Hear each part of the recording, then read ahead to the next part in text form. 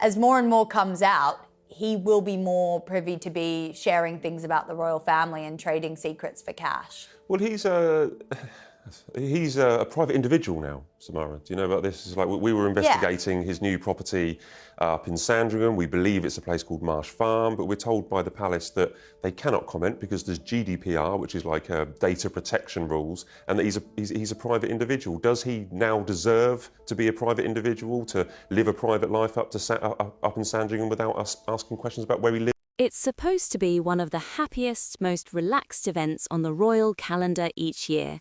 The King's big pre-Christmas lunch at Buckingham Palace is normally a cheerful parade of family togetherness, everyone smiling for the cameras, waving, looking festive and close-knit.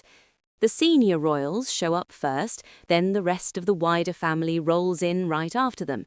The message is always clear: everything is fine inside the Windsor family. But this year, one single photograph broke that happy picture in a big way. While William and Catherine, the Prince and Princess of Wales, arrived in London looking polished and cheerful, and while Princess Beatrice and Princess Eugenie were snapped grinning as they headed into the palace, Prince Andrew Mountbatten-Windsor was nowhere near the party. Instead, he was miles away, riding a horse by himself in pouring rain, going round and round Windsor Great Park, looking exactly as left out as the pictures made him seem. And at least one expert believes that lonely ride was no accident. The photos that came out that day showed Andrew on horseback, water dripping off the brim of his riding hat and running down his cheeks. He sat straight in the saddle, but he looked stiff.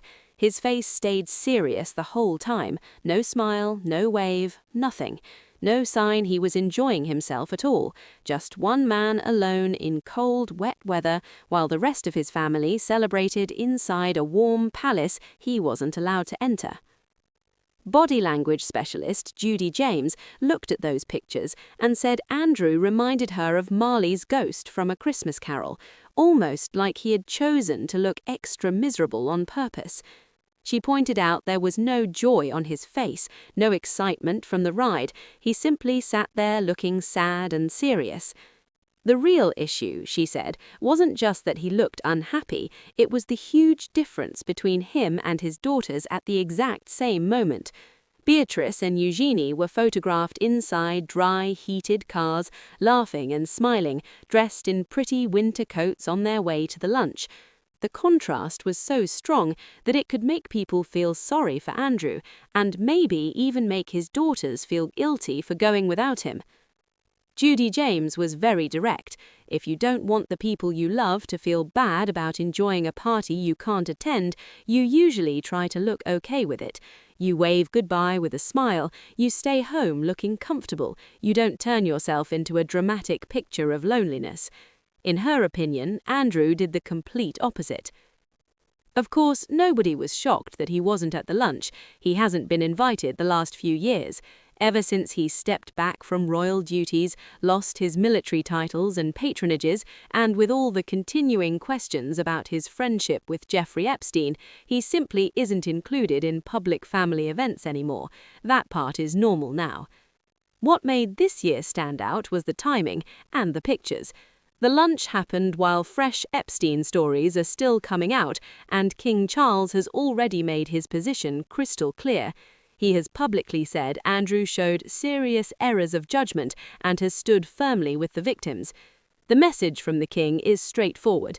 Andrew is no longer part of the public royal family. But his daughters very much are. Beatrice and Eugenie are still welcomed with open arms. Both went to the lunch, both were photographed smiling, and both get invited to royal events whenever they want to come. That difference is important. People who follow the royals remember that last year neither Andrew nor Sarah Ferguson came to Christmas at Sandringham. This year the same rule applies. The former Duke of York and his ex-wife are kept away from these big family gatherings, but Beatrice and Eugenie are treated completely separately. Friends of the family say King Charles has always been fond of his nieces and has gone out of his way not to punish them for what their parents did. In real life, that means invitations still arrive for the girls even when their father never gets one. Which brings us back to that ride in the rain. Some people say Andrew was just doing what he always does. He loves riding and Windsor Great Park is right by his house, so it was ordinary. Others call it bad luck that the photographers were there. But Judy James and quite a few others think it felt planned. She described his face as tight-jawed, eyes staring straight ahead, like someone pushing forward no matter how awful the weather or the situation. To her, the picture that came out showed a man bravely carrying on alone, almost on purpose to look different from the cosy, happy time his daughters were having inside the palace. Whether he meant it or not, the image hit hard. Calling him Marley's ghost stuck with people because it painted exactly that feeling, someone left outside in the cold, riding in circles around a party he can no longer join. It left an awkward question hanging in the air. Was Andrew trying to send a quiet message? The Mirror newspaper even suggested the photos could be read as a wordless note to Beatrice and Eugenie, something that might make them feel torn about going to family events without their dad, not by saying anything out loud, but just by letting the cameras catch him looking so alone. Andrew himself has stayed silent about the pictures, so we don't know for sure why he went riding that morning, but royal life has always been full of symbols, and this symbol was impossible to miss. On top of everything, big changes are coming for him very soon. Most reports say he only has a few weeks left living at Royal Lodge, the huge 30-room house he called home for years. He is apparently being moved to a much smaller place on the King's private Sandringham estate after the new year. Some of his furniture and belongings are already going into storage. Moving from a mansion to something modest is another clear sign of how far his position has fallen. So that rainy horseback ride felt even sadder in light of what's coming, not just left out of one lunch, but losing the whole life he used to have. Inside Buckingham Palace that same day, everything carried on as normal.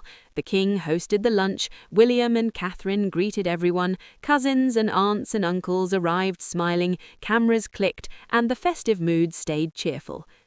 Even in Andrew's close family, people are moving forward. Beatrice went to the lunch, but her husband, Eduardo, stayed away. He posted on Instagram that he was in Los Angeles for work meetings with his company, Bandera Properties. Perfectly ordinary for any married couple to have separate plans.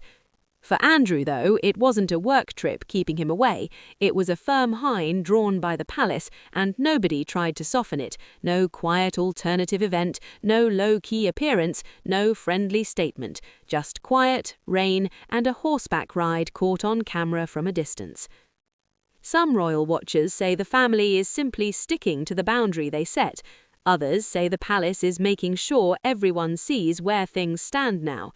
Andrew still lives close by in Windsor, in places everyone recognises, but he is kept socially and officially separate.